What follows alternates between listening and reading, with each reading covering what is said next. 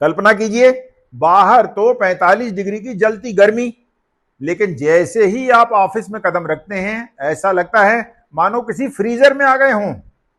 Skin सिकुड़ जाती है, गला सूखने लगता है, कुछ लोगों को तो सांस लेने में भी परेशानी होती है।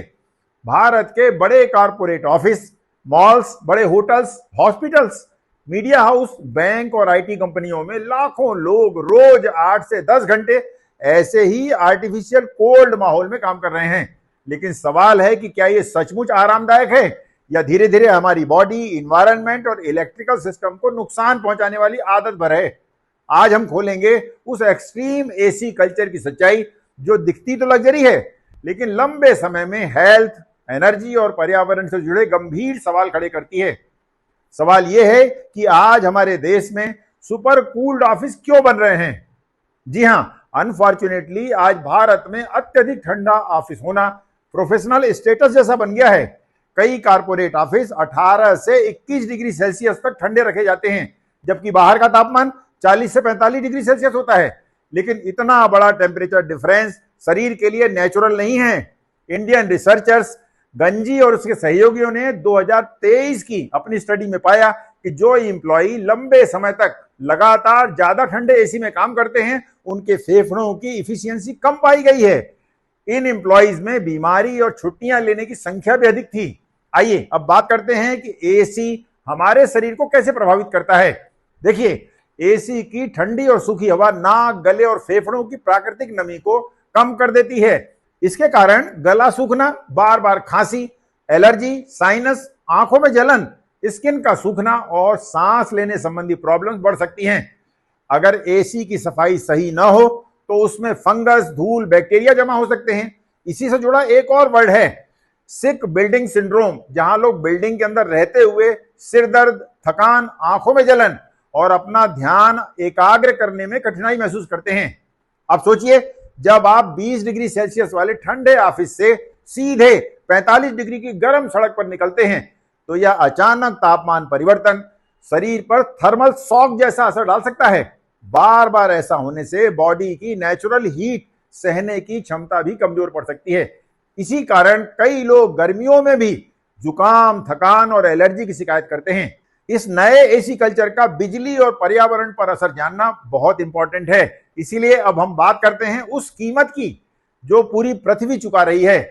भारत के ब्यूरो ऑफ एनर्जी एफिशिएंसी यानी बी के अनुसार एसी का टेम्परेचर सिर्फ 1 डिग्री सेल्सियस कम करने पर इलेक्ट्रिक कंजम्पशन लगभग 6% बढ़ सकता है।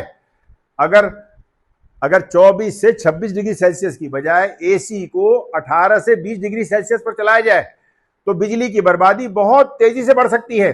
भारत की कमर्शियल बिल्डिंग्स तो पहले ही पीक हीट आवर्स में इलेक्ट्रिक ग्रिड पर भारी दबाव डालती हैं। ऊपर से हजारों एसी मशीनें बाहर गर्म हवा फेंकती हैं। इससे हमारा शहर पहले से और ज्यादा गर्म होते जाते हैं। इसे ही अर्बन हीट आइलैंड इफेक्ट कहा जाता है। यानी जितना ज्यादा ठंडा ऑफिस उतनी ज्यादा बाहर की गर्मी। तो इस समस्या का समाधान क्या है? सॉल्यूशन बिल्कुल आसान है। पहला तो ये कि कमरे या हॉल का टेम्परेचर बैलेंस्ड रखें, 24 से 26 डिग्री पर एसी रखें। इसके साथ सीलिंग फैन या पेडिस्टल फैन इस्तेमाल करें। एयर फ्लो तब आराम भी देगा और बिजली भी बचाएगा। दूसरा है इंडियन क्लाइमेट के हिसाब से डिजाइनिंग। भारत के एडॉप्टिव कंफर्ट मॉडल बताते हैं अगर एयर फ्लो प्रॉपर हो तो हमारे जैसे गर्म देशों के लोग भी 26 से 28 डिग्री पर भी आराम से काम कर सकते हैं और इसे ही इवापोरेटिव कूलिंग कहते हैं। तीसरा है रेगुलर मेंटेनेंस। एसी फिल्टर साफ रखें, ताजी हवा का प्रवेश बढ़ाएं और जरूरत हो तो ह्यूमिडिटी कंट्रोल करें। चौथा है स्मार्ट बिल्डिंग रूल, यानी बेहतर इंसुलेशन, शेडिंग, वेंटिलेशन और मिक्स्ड मोड कूलिंग अपनाना जरूरी है। पांचवा है व्यक्तिगत सावधानी। यदि आपका ऑफिस सुपर कूल्ड है तो हल्का स्वेटर या शाल रखें। खूब पानी पिएं, लंबे समय तक लगातार फ्रीजिंग एसी के एक्सपोजर से बचें। याद रखिए, अत्यधिक ठंड लग्जरी नहीं है, यह धीरे धीरे हमारे शरीर, बिजली की व्यवस्था और पृथ्वी तीनों पर बोझ बनती जा रही है। स्मार्ट ऑफिस वो नहीं है जो सबसे ज्यादा ठंडा हो, बल्कि वो है जो सबसे ज्यादा हेल्दी, बैलेंस्ड और एनर्जी एफिशिएंट हो। यानी अब समय है अपने हॉल, मॉल और ऑफिस का टेम्परेचर थोड़ा बढ़ाने का। हवा का फ्लो वापस लाने का और इंसान और प्रकृति दोनों के बीच संतुलन लौटाने का। अगर आप भी फ्रीजर जैसे ऑफिस से परेशान हैं तो यह वीडियो जरूर शेयर करें ताकि व्यवस्था में सुधार के हमारे प्रयास सफल हो सकें। धन्यवाद। जय हिंद।